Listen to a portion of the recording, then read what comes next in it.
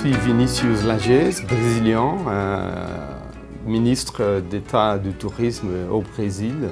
Et j'ai fait mes études doctorales en France à l'École de hautes études en sciences sociales. Bon, c'était en études doctorales, donc il m'a permis d'approfondir des études sur les domaines du développement. La France est une référence dans le domaine des études de développement. Et j'ai eu la chance d'avoir M. Ignasi Sachs, un des plus grands chercheurs au monde, dans le domaine de l'éco-développement, au développement durable. Donc c'était très important pour moi. Quand j'ai rentré au Brésil, j'ai beaucoup profité de cette connaissance pour développer ma carrière.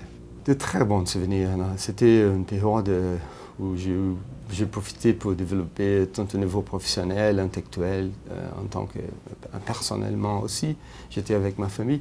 Je me rappelle toujours après des classes de me promener avec mon directeur de thèse sur le boulevard Raspail et on continuait en discutant sur les sujets qu'on a traités dans les classes, mais aussi dans un café en face, un autre professeur, M.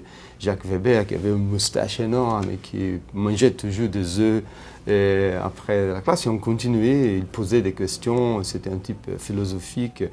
C'était super parce que c'était encore plus riche la discussion qui est dans des classes. Mais aussi de manger de la glace sur les ponts de l'île Saint-Louis, c'était superbe. Dans la zone rurale en France, je me promenais beaucoup avec ma voiture. J'allais dans des petites fermes pour acheter du fromage et des fruits, même participer de festivités culturelles dans des petits villages en Normandie, en Lorraine même, en Alsace. Donc la France est un pays très riche au niveau culturel, au niveau paysagiste.